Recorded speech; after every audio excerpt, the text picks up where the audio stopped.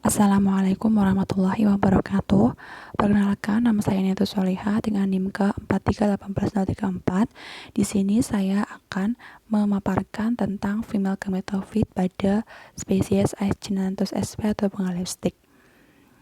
Nah, di sini teman-teman bisa perhatikan yang A ini adalah habitus dari bunga lipstick, yang B ini adalah morfologi dari bunganya, yang C ini adalah perbungaannya dalam bentuk tandan ya.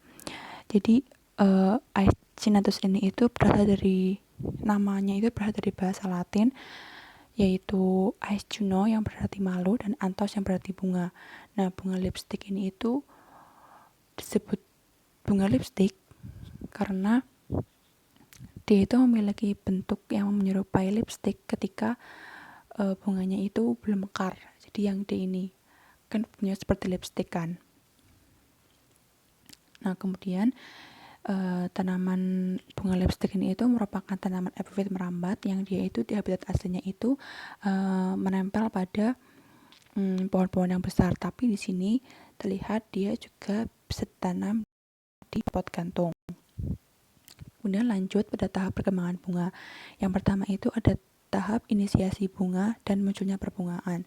Jadi pada tahap ini itu diawali dengan tangkai bunga dari ketiak bunga, kemudian dilanjutkan dengan pertumbuhan braktea yang berwarna agak kemerahan ini kecil. Di sini dua berhadapan seperti itu, kemudian di tengah braktea itu muncul kuncup yang berwarna hijau. Nah, kuncup ini itu akan berubah warna menjadi agak kemerahan.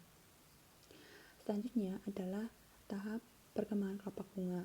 Nah, dari kuncup tadi itu akan berkembang menjadi kelopak bunga. Kelopak bunga akan tumbuh, membesar, membuka.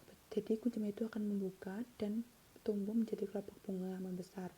Dan warnanya itu akan berubah menjadi warna merah gelap seperti ini. Nah, pada yang poin C ini, gambar C ini itu terlihat adanya suatu bulatan kecil di tengah bunga, di tengah kelopak, yang dia itu merupakan kuncup mahkota.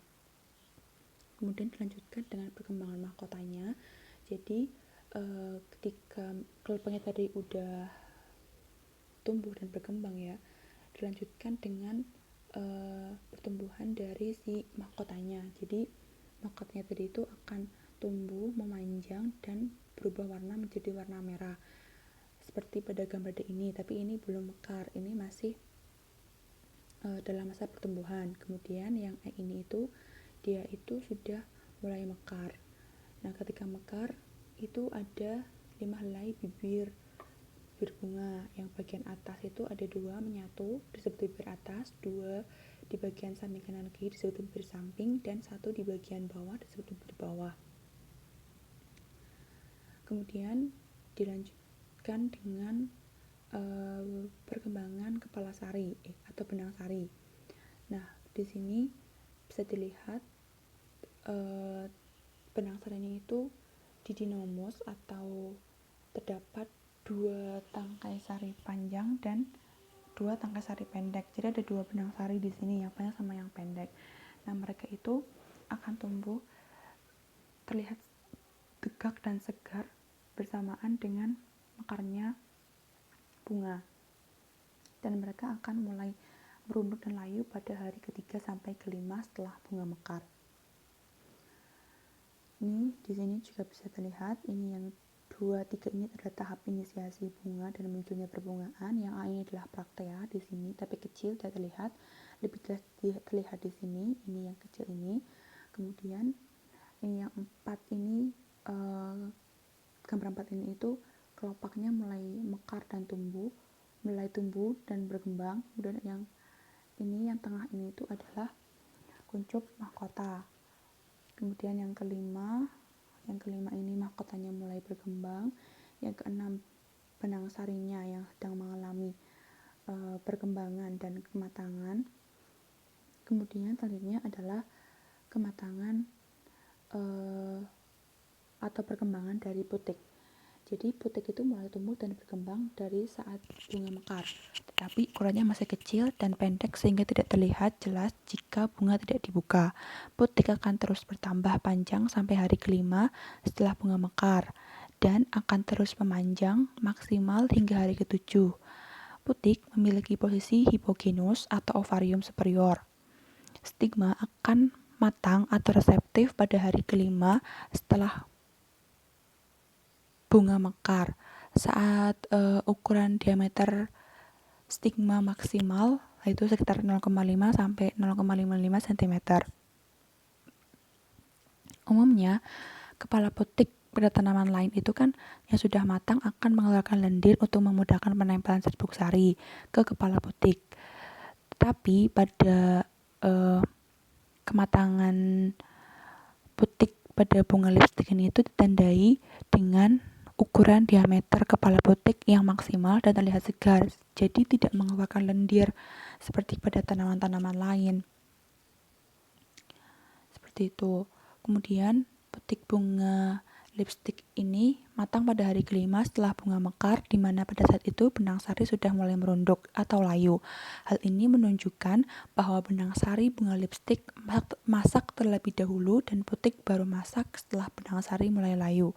Adanya perbedaan kematangan antara putik dan benang sari ini itu disebut dengan sifat dikogami protandri. Itu suatu keadaan di mana benang sarinya itu masak terlebih dahulu, kemudian dilanjutkan dengan putik yang masak ketika benang sari sudah mulai layu. Adanya perbedaan kematangan putik dan benang sari ini mempengaruhi pada proses penyerbukan pada bunga. Hal tersebut dikarenakan ketika putik masak, benang sari yang menghasilkan polen sudah layu sehingga tidak dapat menyerbuki putik bunga lipstik dalam satu bunga. Keadaan seperti ini menuntut adanya penyerbukan silang, sehingga disinilah letak fungsi dari kuntum dari bunga dalam tandan yang matangnya itu mekarnya itu berbeda-beda, yaitu untuk membantu penyerbukan. Jadi jangka waktu mekar antar bunga itu terpaut 2 sampai 7 hari, di mana itu adalah waktu yang sesuai dengan kereseptifan putik pada bunga terdahulu dan kematangan serbuk sari pada bunga yang baru. Nah, apabila serbuk sarinya tadi itu jatuh di kepala putik, maka kepala putik akan layu dan gugur bersamaan dengan mahkota bunga. Tapi jika terjadi penyerbukan dan berhasil, maka ditandai dengan gugurnya kelopak dan mahkota bunga, tetapi tangkai bunga dan putik tidak ikut gugur. Putik akan terus tumbuh dan berkembang menjadi buah. Nah, putik bunga Aescinatus sp ini memiliki waktu masak yang relatif sebentar, itu kurang lebih 5 hari lah setelah bunga mekar. Nah, itu pun ketika putik masak atau matang tidak selalu berhasil dibuai oleh serbuk sari, karena tadi perbedaan waktu kemasakan dan mungkin pengaruh lingkungan atau ada tidaknya agen polinator untuk membantu penyerbukan silang. Nah, ada putik yang belum sempat dibuahi tapi sudah gugur terlebih dahulu. Serbuk sari juga harus viabel untuk bisa membuahi putik. Walaupun begitu, dengan adanya sifat dikogami protandri, bunga ini itu dapat menghasilkan berbagai varietas karena adanya penyerbukan silang. Jadi kesimpulannya itu putik bunga Aescinatus sp ini itu memiliki karakteristik atau keunikan dari segi kematangan tadi yang tidak ditandai dengan adanya lendir, tapi ditandai dengan adanya diameter maksimal dari kepala putik. Kemudian dia itu tipenya itu ovariumnya itu superior ya. Kemudian karakteristik bunga ini itu yang paling mencolok itu adalah adanya perbedaan kemasakan antara putik dan benang sari. Kiranya sekian presentasi dari saya. Apabila banyak kekurangan saya mohon maaf. Wassalamualaikum warahmatullahi wabarakatuh.